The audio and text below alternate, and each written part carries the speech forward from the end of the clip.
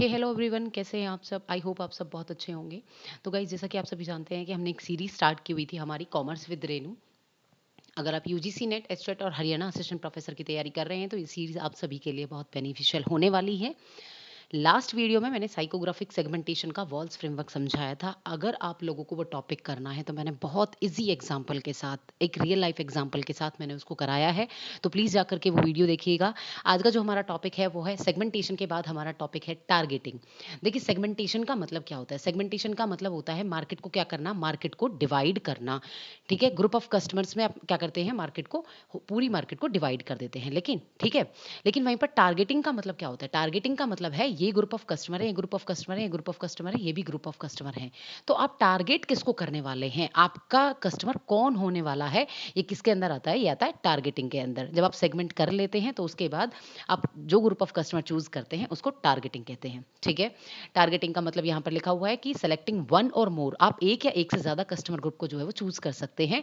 और कौन से होते हैं वो ग्रुप ऑफ कस्टमर्स जिनको कंपनी सर्व करती है। जो भी प्रोडक्ट कंपनी बना रही है वो कंपनी किसको सर्व करेगी, वो कौन होंगे, वो स्टूडेंट्स होंगे, वो प्रोफेशनल्स होंगे, वो वुमेन्स होंगी, वो मेल होंगे। ठीक है, तो कौन होंगे वो।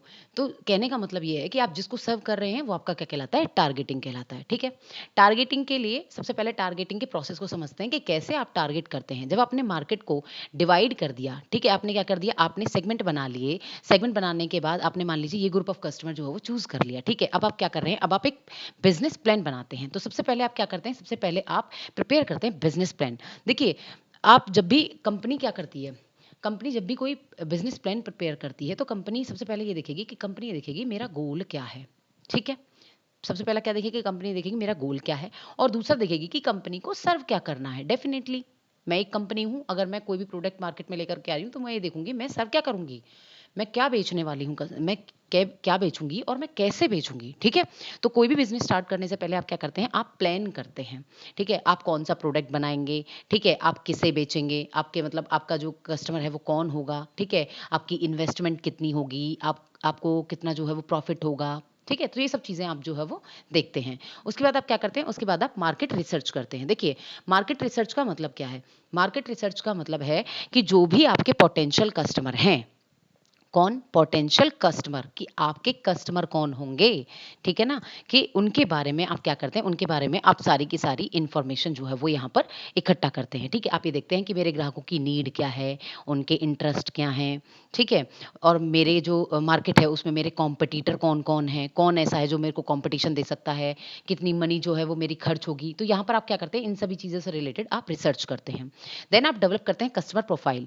कस्टमर प्रोफाइल का मतलब क्या होता है, कस्टमर प्रोफाइल का मतलब होता है कि मेरा कस्टमर कैसा होगा। ठीक है, आप ये देखेंगे उसकी एज क्या होगी, वो बच्चे हैं तो वो छोटी एज होगी उनकी। ठीक है, कौन है, मेल है फीमेल है, कौन होगा। फिर आप देखेंगे उसकी इनकम क्या होगी। ठीक है, आप देखेंगे कि वो प्रोफेशनल है या वो स्टूडेंट है। ठीक है, आप देखेंगे उसके इंटरेस्ट क्या हैं। तो यहाँ पर आप ये सारी चीज़ें जो है वो देखते हैं। उसके बाद लोकेट करते हैं टारगेट ऑडियंस। अब आपने क्या किया, अब आपने अपने ऑडियंस को जो है वो टारगेट किया। अब आप उन लोगों को चुनेंगे जो एक्चुअल में आपके प्रोडक्ट की नीड रखते हैं, जिनको एक्चुअल नीड है आपके प्रोडक्ट की, अब आप उनको चुनेंगे मेनली। ठीक है, जैसे फॉर एग्जांपल, इसको एक एग्जांपल समझते हैं कि आप कैसे टारगेट करते हैं। कि मान लीजिए मैं बना रही हूँ बेबी सोप, मान लीजिए मैं जॉनसन्स बेबी, अगर मैं जॉनसन्स बेबी है या फिर मामा अर्थ के अगर प्रोडक्ट बना रही हूँ, तो सीधी सी बात है मेरे जो टारगेट है वो कौन है, वो छोटे बच्चे हैं। ठीक है, तो मेरे जो टारगेट ऑडियंस है वो कौन है, वो छोटे बच्चे हैं।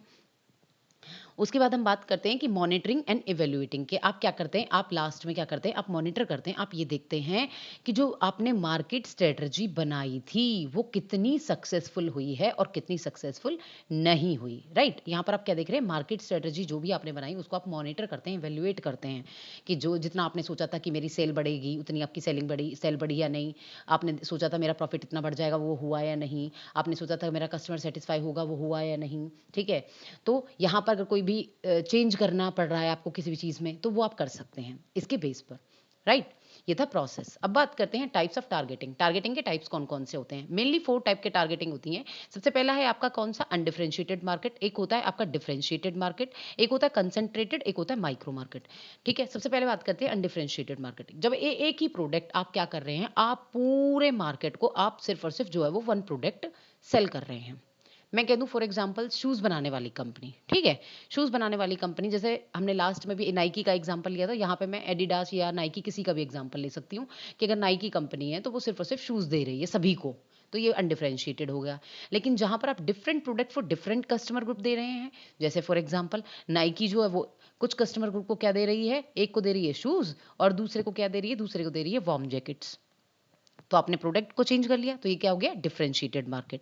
यहाँ पर क्या कर रहे हैं, आप टारगेट कर रहे हैं, आप ये कर रहे हैं कि आप एक ही प्रोडक्ट सभी को दे रहे हैं, जो भी कस्टमर ग्रुप आपने चूज किया है, जिसको भी आपने टारगेट किया है, उसको आप सभी को एक ही प्रोडक्ट दे रहे हैं। और यहाँ पर आप डिफरेंट प्रोडक्ट दे रहे हैं। अगर स्टूडेंट्स आ रहे हैं तो उनको आप शूज दे रहे हैं, और बड़े अगर आ रहे हैं, जो प्रोफेशनल अगर लोग आ रहे हैं तो उनको आप जैकेट्स दे रहे हैं। तो आपने क्या किया, डिफरेंट कस्टमर ग्रुप को डिफरेंट प्रोडक्ट सर्व कर दिया, ठीक है। अब उसके बाद आता है हमारा कंसंट्रेटेड या नीशे मार्केटिंग। यहाँ पर आप क्या कर रहे हैं, किसी स्पेसिफिक कस्टमर ग्रुप पर क्या कर रहे हैं, फोकस कर रहे हैं। जैसे फॉर एग्जांपल अगर नाइकी कंपनी, ध्यान से समझिएगा, अगर नाइकी कंपनी किस पर फोकस कर रही है, ये शूज बना रही है किसके लिए, सिर्फ और सिर्फ ओलंपिक में दौड़ने वाले लोगों के लिए।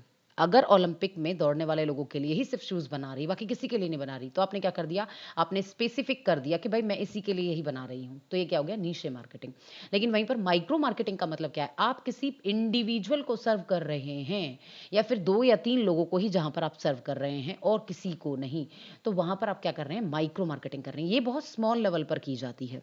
इसको एक और एग्जाम्पल से समझते हैं। देखिए, मान लीजिए मैं एक, क्या है मेरे पास, मेरा जो है ना वो एक कैफे है। क्या है, मेरा एक कैफे है, ठीक है। मान लीजिए, एक सेकेंड, मान लीजिए मेरा एक कैफे है, ठीक है। मैं क्या कर रही हूं, मैं सर्व कर रही हूं किसको, मैं सर्व कर रही हूं, जैसे कि मेरा एक कैफे है और मैं क्या कर रही हूं, मैं दे रही हूं प्रोटीन शेक, ठीक है। अब मैं प्रोटीन शेक सिर्फ और सिर्फ किसको दे रही हूं, अगर मैं प्रोटीन शेक दे रही हूं सिर्फ और सिर्फ जिम वाले लोगों को, किसको, जिम वाले लोगों को, तो ये तो आ गया नीशे मार्केटिंग के अंदर। किसके अंदर, नीशे मार्केटिंग के अंदर। लेकिन वहीं पर ही अगर मैं प्रोटीन शेक जो है वो दे रही हूं किसी पर्टिकुलर पर्सन को, मैं पर्टिकुलर पर्सन के लिए ही प्रोटीन शेक बना रही हूं, ठीक है, तो वो क्या हो गया, या किसी पर्टिकुलर इंडिविजुअल के लिए ही अगर मैं प्रोटीन शेक बना रही हूं, तो वो किसके अंदर आता है, वो माइक्रो मार्केटिंग के अंदर आता है, राइट।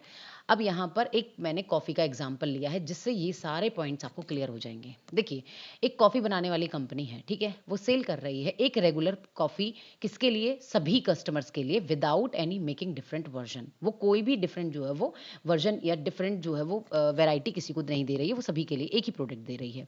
ये किसके अंदर आएगा, ये आएगा आपका अनडिफरेंशिएटेड मार्केटिंग के अंदर, ठीक है।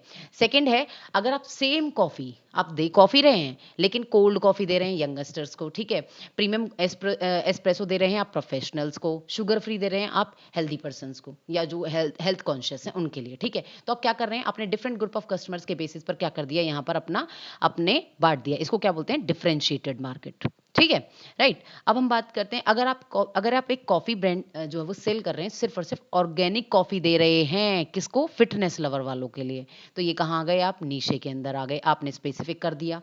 अब वहीं पर ही एक कैफे है, वो क्या कर रहा है, कस्टमर्स का नाम लिख रहा है कॉफी कप पर, ठीक है, हर एक पर्सन के लिए, हर एक इंडिविजुअल के लिए अलग से नाम भी लिख रहा है, और नेम के साथ साथ वो क्या कर रहा है, वो उनके अकॉर्डिंग कॉफ़ी भी बना रहा है। उनको कितना चाहिए स्ट्रॉन्ग, कितनी उनको जो है वो लेस शुगर चाहिए, कितना उनको ओट मिल्क चाहिए, तो ये सब चीज़ें देख रहा है। तो अपने पर्टिकुलर इंडिविजुअल के बेस पर जब आप चीज़ें बनाते हो, तो वो किसके अंदर आ जाता है, वो आ जाता है आपका माइक्रो मार्केटिंग के अंदर।